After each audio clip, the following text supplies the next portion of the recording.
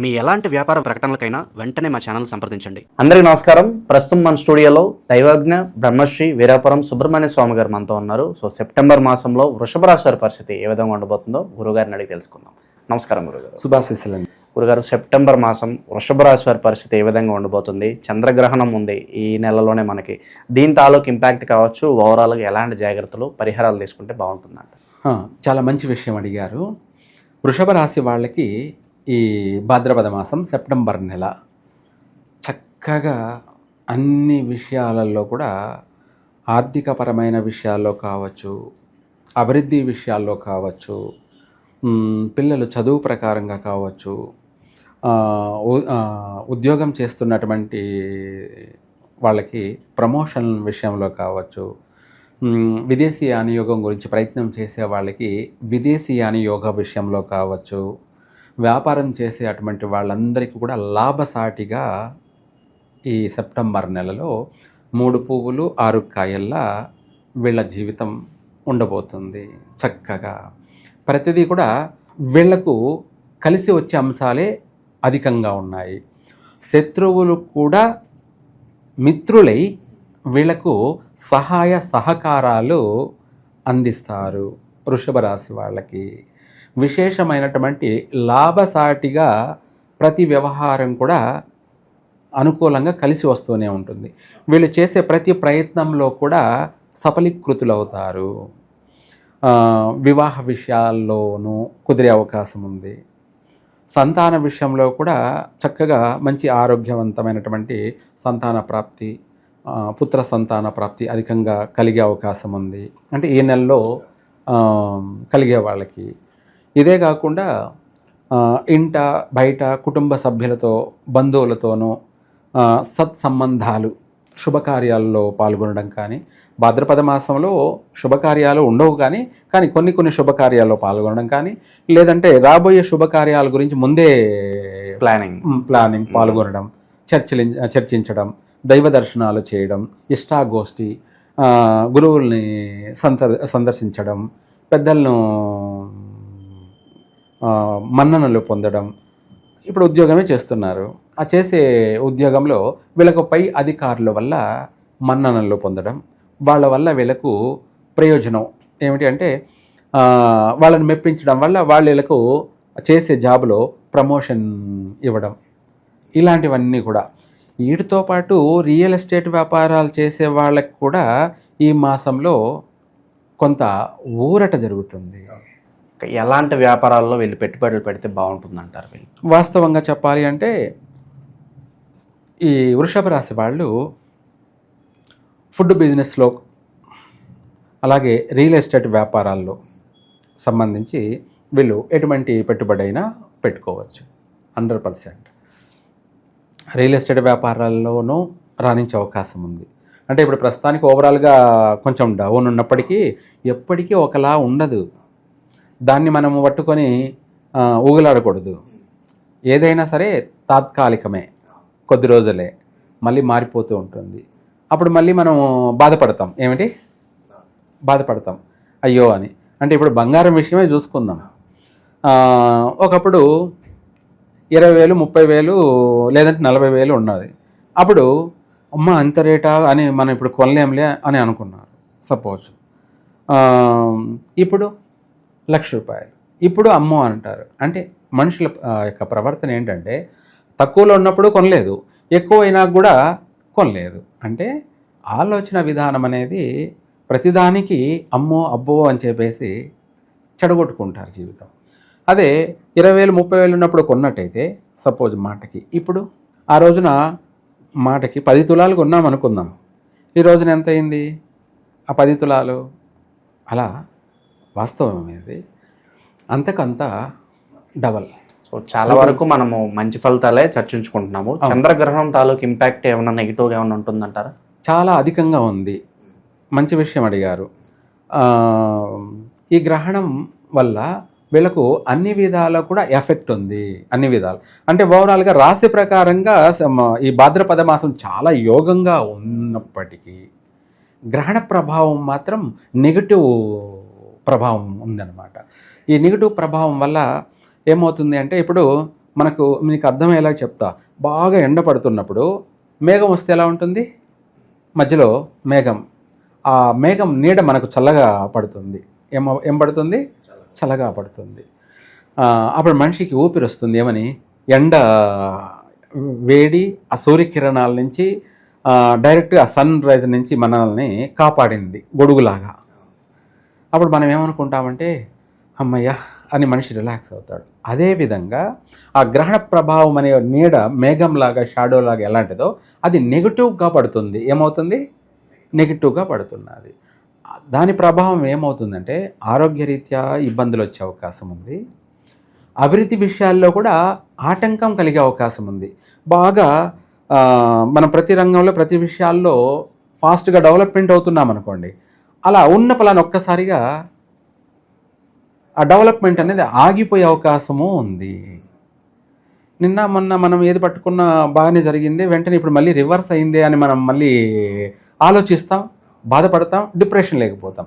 ఆ నెగిటివ్ అనేది మనకు ఆటంకం జరగకుండా ఉండాలి అంటే ఈ చంద్రగ్రహణానికి సంబంధించి ఈ వృషభ రాశి వాళ్ళు ఆ గ్రహణం రాత్రి టైం కాబట్టి రాత్రి 9 తర్వాత అలాగే మిడ్ నైట్ వరకు కూడా జరుగుతుంది కాబట్టి తెల్లవారుజామునే నిద్ర లేయగానే వెంటనే ఇల్లంతా శుభ్రం చేసుకొని సంధ్యానుష్ఠానాలు పూర్తి చేసుకొని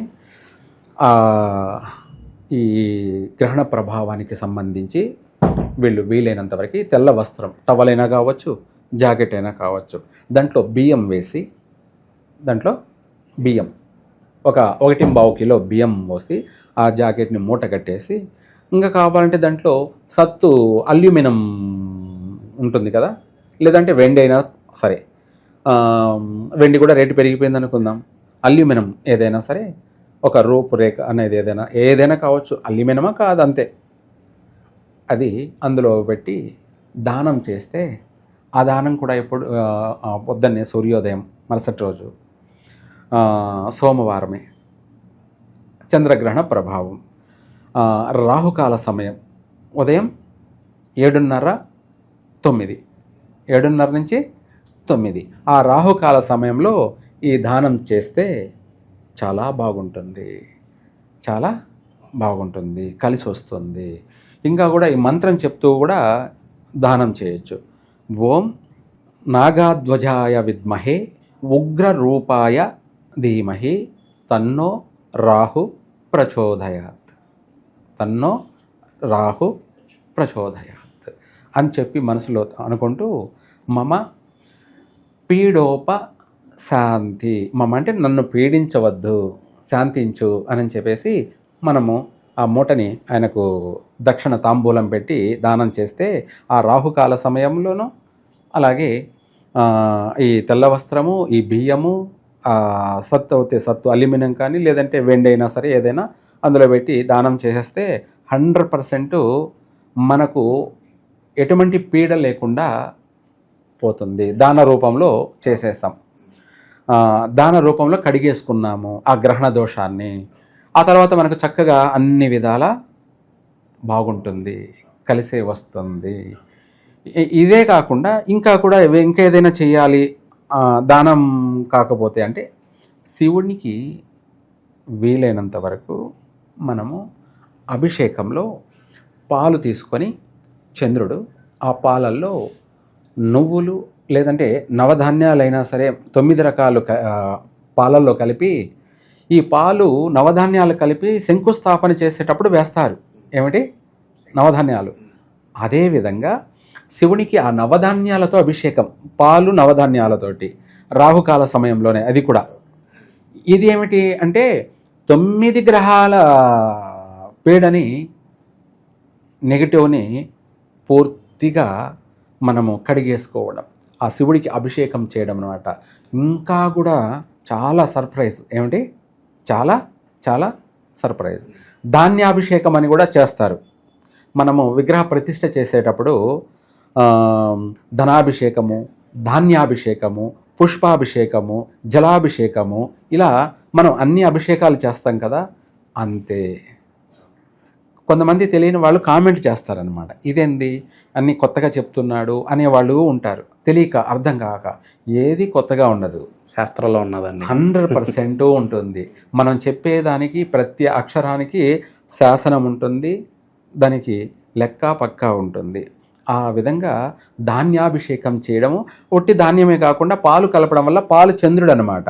ఆ గ్రహణ దోషానికి సంబంధించి ఆ చంద్రపీడ పోవడము.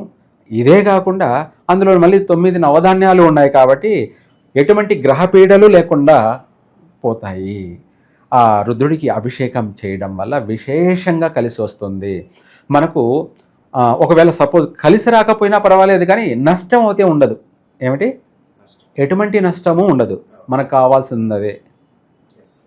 ఏ నష్టమో లేకుండా అంటే అదే 10,000.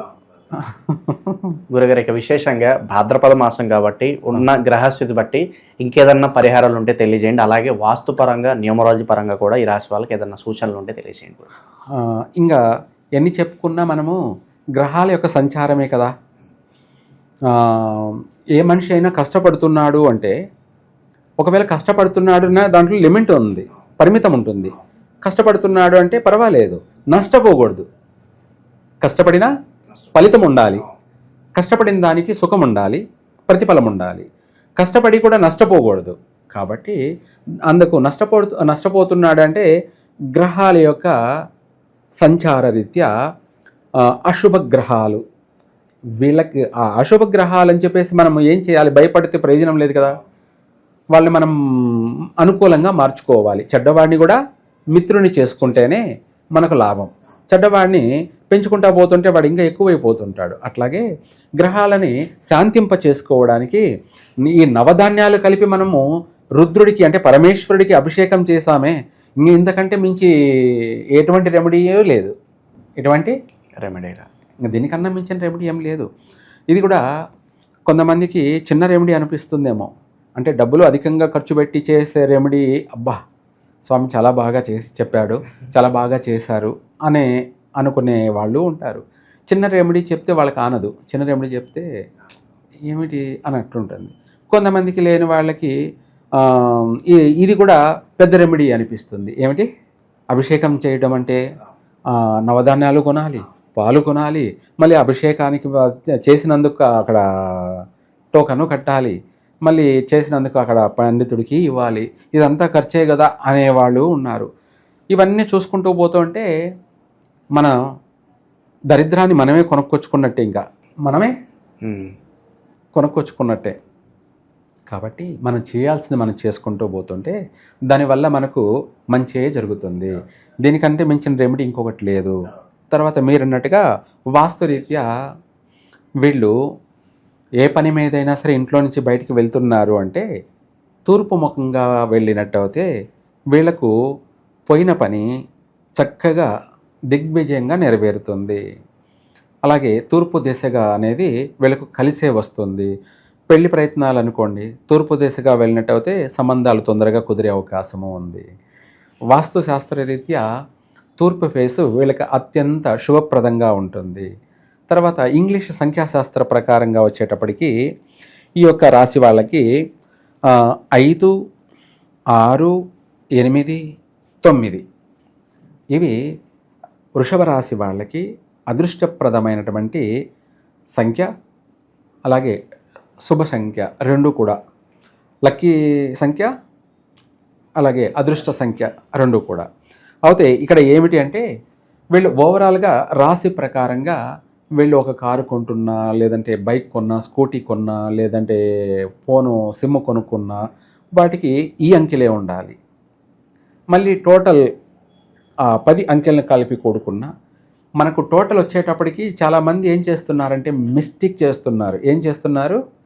మిస్టేక్ అంటే అక్కడ 4 నెంబర్లు వచ్చాయనుకోండి, బైక్ అనుకుందాం, కారు అనుకుందాం, ఆ 4 నెంబర్లే చూసుకుంటున్నారు. దాని పక్కన కోడ్ ఉంటుంది. ఏముంటుంది?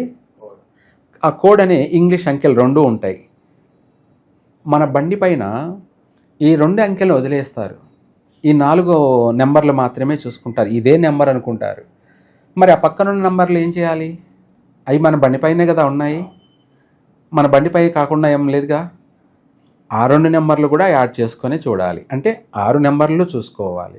మొత్తం టోటల్ కలిపి చూసుకుంటే టోటల్ అర్థమవుతుంది. అంతేగాని మనం వాటిని అవాయిడ్ చేసేసి ఇక్కడ నెంబర్ అనేది ఇదేనని చెప్పేసి వీటిని మాత్రమే తీసుకుంటారు.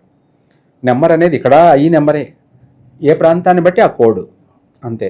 ఆ కోడ్ అనేది ఇంపార్టెంటేగా. దీని గురించి చెప్పాలని చాలా అనంతం విశ్లేషణ. మనకు కూడా కోడ్ ఉంది. మనకు కూడా ఆ కోడ్ ఏమిటి అంటే మీ ఇంటి పేరేమిటి, అదే కోడు.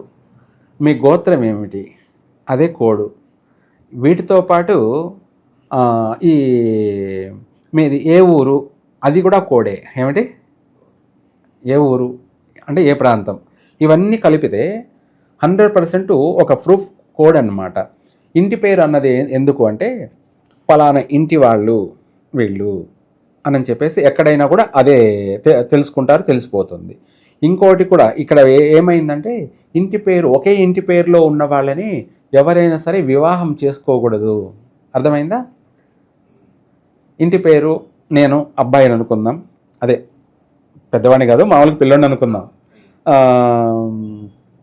నేను ఒక అమ్మాయిని వివాహం చేసుకోవాలి. నా ఇంటి పేరు ఒకటి. నా ఇంటి పేరు మీదనే ఉన్న అమ్మాయిని నేను వివాహం చేసుకున్నాను అనుకో, అది 100% దోషం. 100% దోషం అంటే నేను తోడబుట్టిన దాన్నే వివాహం చేసుకుంటున్నాను అని అర్థం. ఎందుకంటే మన పూర్వీకుల నుంచి ఒకే సంతతి వాళ్ళు అనమాట, ఒకే వంశం వాళ్ళు, ఒకే వంశం వాళ్ళు చెల్లెల కిందే 100% చెల్లెలే అనమాట, తోడబుట్టిన చెల్లెలే.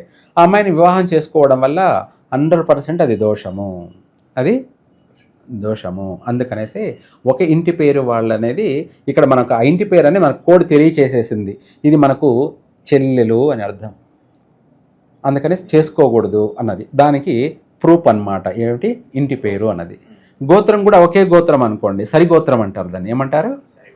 వీళ్ళు కూడా ఒక వంశస్థులే, ఒకే వంశస్థులు. మనం ఆ ఇంటి ఆడపిల్లని చేసుకున్నాం అనుకోండి, ఆ గోత్రం ఉన్న మన గోత్రం ఉన్న అమ్మాయిని, ఆ అమ్మాయి మనకు చెల్లెలో లేదంటే కూతురు అవుతుందన్నమాట. అది కూడా దోషమే. వీటన్నిటి కోసమే ఈ గోత్రాలు కానీ ఈ ఇంటి పేర్లు కానీ వీళ్ళంతా ఒక కుటుంబీకులు అని చెప్పి నిర్ధారణ చేసేదే శాసనం, ఇదే కోడ్. అలాగే ఆ ఏరియా కోడ్ నెంబర్ ఏదో అది అంతే. ప్రతిదీ కూడా మనం ప్రతి దాంట్లో కూడా పూర్తిగా చూడాలి. పూర్తిగా అంటే మిడిమిడి జ్ఞానంతో ఇది లేదు, ఇది ఉంది, ఏది లేదు, ఏది ఉంది అన్నది కూడా మనము నిర్ధారణ చేసుకునే మైండ్ కెపాసిటీ కావాలి. ఓకే. అందుకనేసి మన గోత్రము, మన ఇంటి పేరు, ఇవన్నీ కూడా. ఇవి కాకుండా వేరే గోత్రం, వేరే ఇంటి అయితే అది మనకు వరుసే అనుకోండి, వరుసే 100% అవైలబుల్, ఏమిటి, చేసుకోవచ్చు అని అర్థం అన్నమాట. అలాంటి సంబంధాన్ని మనము వెనక ముందు చూడాల్సిన అవసరం లేదు, చేసేసుకోవచ్చు, వరుసే అవుతుంది అని. ఇలా ఇవన్నీ కూడా మన పూర్వీకులు మనకి ఇచ్చినటువంటి ఒక కోడ్, ఒక కోడ్.